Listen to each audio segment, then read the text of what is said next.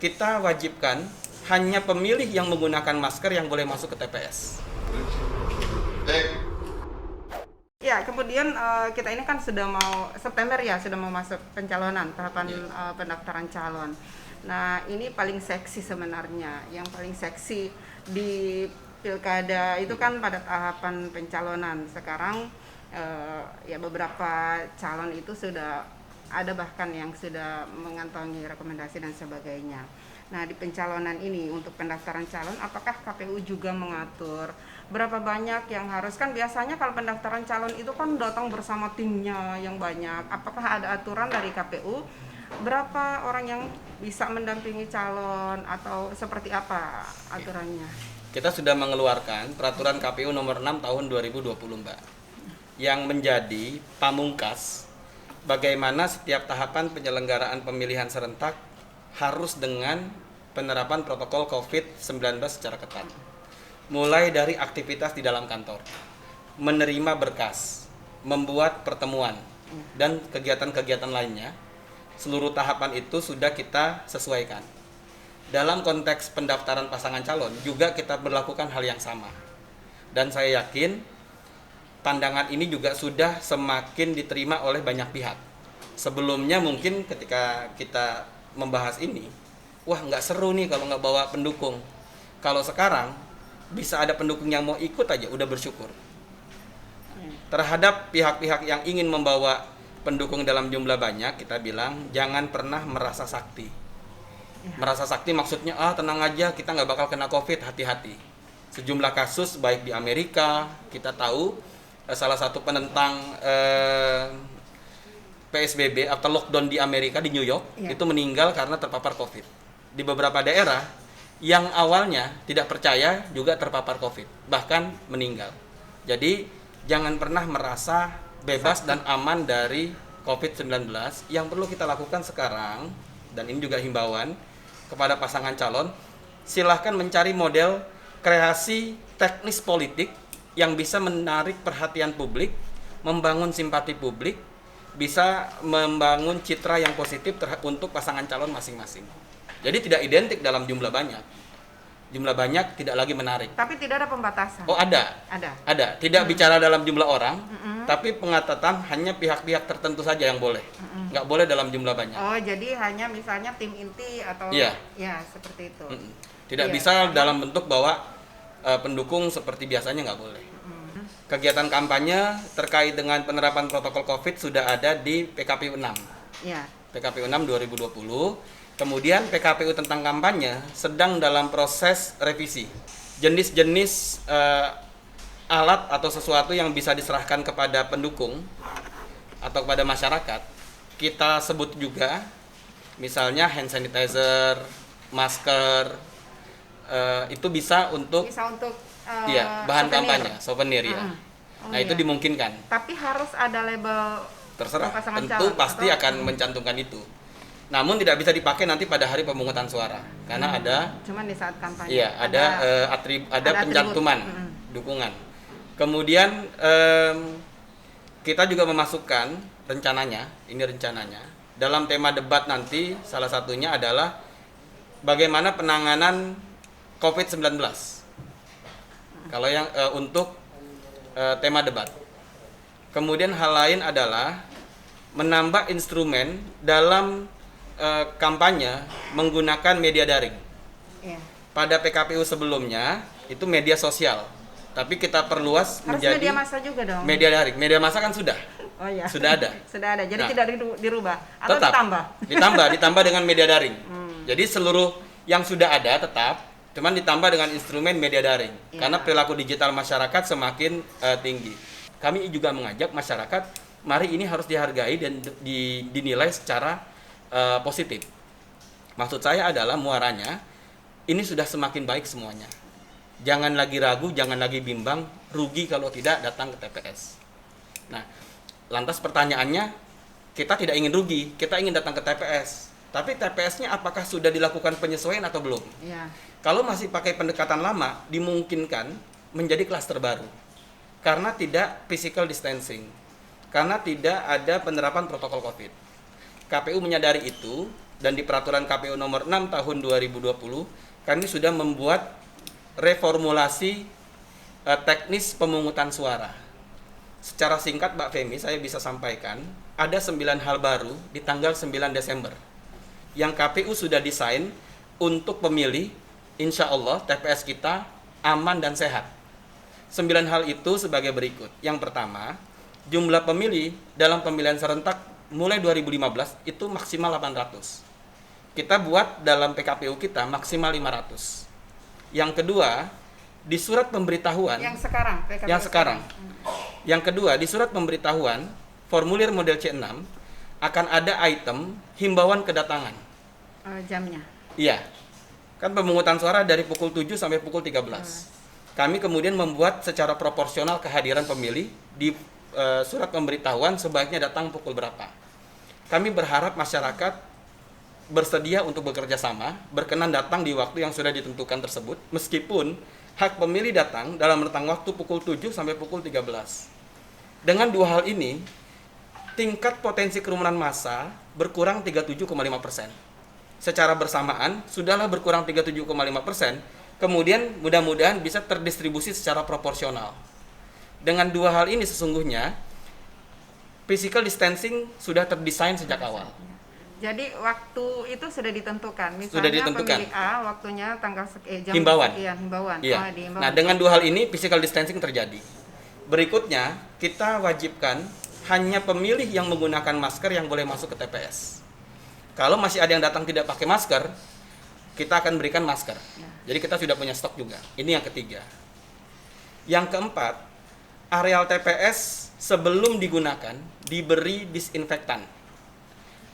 Katakanlah ruangan ini, areal TPS, sebelum pukul 7 diberikan disinfektan untuk memastikan tidak ada COVID-19 di areal tersebut. Secara bersamaan kita siapkan sarana cuci tangan atau hand sanitizer. Dan wajib untuk cuci tangan. Wajib. Kalau tidak cuci tangan, pakai hand sanitizer. Ini yang keempat. Yang kelima, setiap pemilih yang datang ke TPS akan diberikan sarung tangan sekali pakai. Yang keenam, hanya pemilih dengan suhu tubuh maksimal 37,3 derajat yang boleh masuk ke TPS. Pertanyaannya, bagaimana kalau lebih?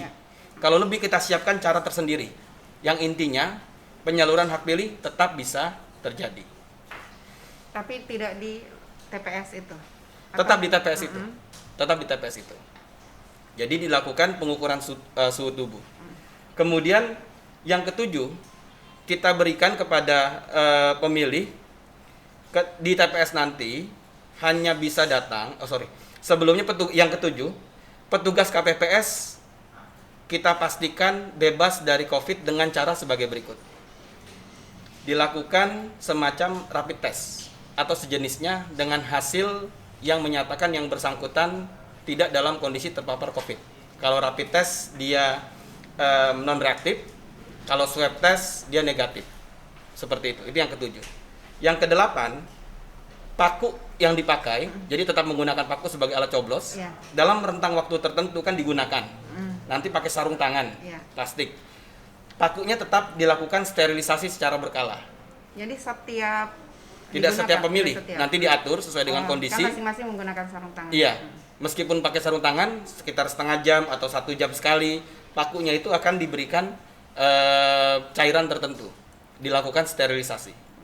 Itu yang ke-8. Yang 9, setelah menggunakan hak pilih, sarung tangan dilepas, ditaruh ke tempat sampah, jari pemilih dikenai tinta tidak dengan cara dicelup, tapi ditetes. Nah, dengan 9 hal ini, di TPS kami sudah berkalkulasi secara teknis penyelenggaraan, kegiatan kita nanti insya Allah akan aman dan sehat bagi masyarakat. Jadi masyarakat tidak perlu khawatir, tidak perlu bimbang. 2 tahapan kemarin yang sudah kita laksanakan, alhamdulillah tidak ada satupun petugas yang terpapar COVID. Mudah-mudahan kalau kita sama-sama disiplin, dengan 9 hal baru di 9 Desember nanti, tidak ada klaster baru. Tidak ada klaster baru, yang ada adalah puncak perlawanan. Nah, saya menyebutnya puncak perlawanan COVID-19, karena kalau semuanya datang seperti itu, sesungguhnya kita mempraktekkan di satu hari itu, bangsa Indonesia paling tidak dari pagi sampai siang, bersama-sama mempertontonkan penerapan protokol COVID-19. Dan itu bisa diikuti di manapun. Sangat mungkin. Iya. Sangat mungkin. Nah, soal tinta ini, saya pernah dengar dari Pak Arief bahwa KPU sudah berkoordinasi dengan pihak pabrik bahwa COVID itu, virus itu tidak akan hidup, tidak akan di tinta. Apakah kenapa tidak harus dicelup? Kalau misalnya ditetes itu bisa bertahan nggak? Sama, bisa bertahan. Kenapa kita tetap tetes? Karena celup itu, misalnya ini tinta. Iya, iya. Ayo minum dulu. Iya, misalnya tinta ini. Ini cara minum gampang. Ya. Misalnya tinta. Misalnya tinta ini ya, seperti ini. Kalau kita celup, Mbak Femi, satu persatu, katakanlah si A celup, orang melihat. Iya. Betul. Kayaknya yang ada adalah rasa tidak nyaman. Meskipun tinta ini dijamin tidak bisa menjadi media penyebaran. Iya. Tapi dengan ada bekasnya, nanti masuk lagi juga jari yang lain, orang khawatir. Dan jadi sehingga lebih baik untuk keamanan psikologis pemilih dilakukan dengan cara tetes. Seperti itu. Nah, bagaimana dengan KPPS yang KPPS itu kan dilantik nanti saat hari H itu. Nah, tiba-tiba jadi sebelumnya kan sudah ditentukan ini yang KPPS-nya, tiba-tiba ada yang positif atau yang reaktif hasil rapid langsung itu diganti. Langsung diganti saat itu. Kita tidak ada toleransi. Petugas KPPS sebelum dilantik, Mbak Femi. Kalau hari yang dilantik sebelumnya kan ketuanya. Ya, ketua. Kemudian ketua di pagi hari melantik anggota. Kalau ada di antaranya H-2 atau H-3 hasilnya adalah reaktif, langsung diganti. Oh iya. Jadi kita kalau itu tidak ada kompromi. Iya. Terus untuk desain TPS-nya, apakah masih seperti dulu atau memang atau sudah menyesuaikan juga dengan protokol? Masih seperti dulu dengan penyesuaian. Ya. Penyesuaiannya menerapkan protokol kesehatan COVID-19 dalam 2 bentuk. Pertama, jaga jarak antar kursi dan berbagai perlengkapan. Kursi yang disediakan apa masih 25 atau disesuaikan. Mungkin jarak 10. antar kursi harus 1 meter. Kemudian di salah satu sudut dari areal TPS akan ada 1 bilik dan 1 kotak suara untuk pemilih yang suhu tubuhnya di atas 37,3 derajat. Jadi itu kita siapkan. Disiapkan. Dan dia diberi kesempatan untuk memberikan hak pilihnya itu kapan?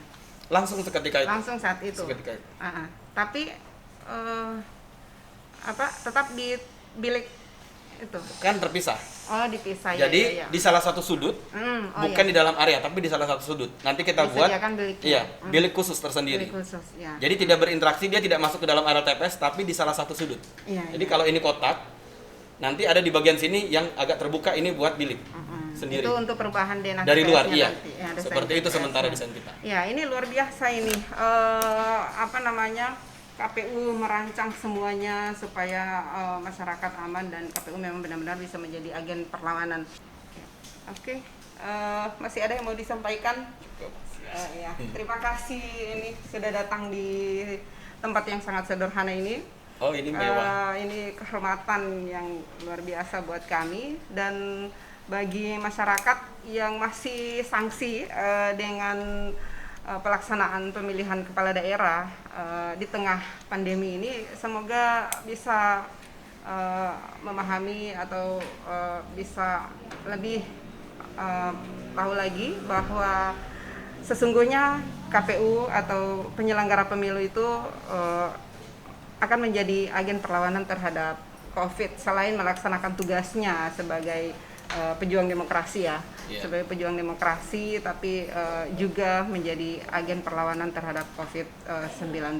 Jadi pilkada serentak ini bisa terlaksana karena para penyelenggaranya juga memang gigih dan benar-benar mau bekerja untuk menyukseskan pilkada ini. Semoga pilkada serentak 2020 akan sukses dilaksanakan dan KPU bersama jajarannya benar-benar bisa membuktikan bahwa mereka akan jadi agen perlawanan terhadap COVID-19. Terima kasih. Assalamualaikum warahmatullahi wabarakatuh. Waalaikumsalam warahmatullahi wabarakatuh.